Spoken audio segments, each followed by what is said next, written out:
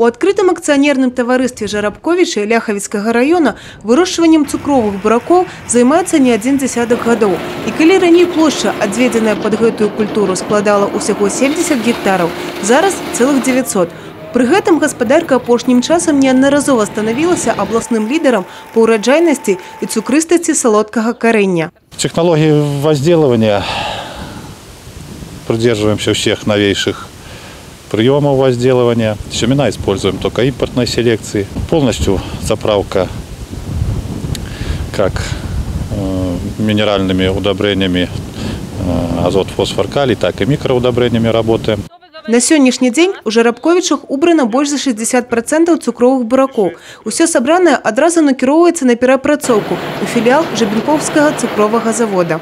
Если сравнивать с показателями этого года, то, конечно, урожайность поменьше. В прошлом году было 680 центнеров с гектара, в этом году порядка 540. Но пока убраны самые такие, можно сказать, поля, которые похуже. То есть в этом году поля первых сроков сева, в связи с тем, что весна была затяжная, холодная, получили так, что густота поменьше, то есть и урожай поменьше. Но госзаказ уже на данный момент выполнили, 22,5 тысячи тонн свеклы в зачетном весе уже сдали государству. Планируем еще порядка 30 тысяч сдать государству. Пакуль былога лідара апераджае Пружанскі район, але і Ляхавіцкі так лёгка пазіцыі пакідаць не збіраецца. Посевные площади на уровне прошлого года 1700 гектаров, но основная масса это ОАО «Жарабкович» 900 гектаров.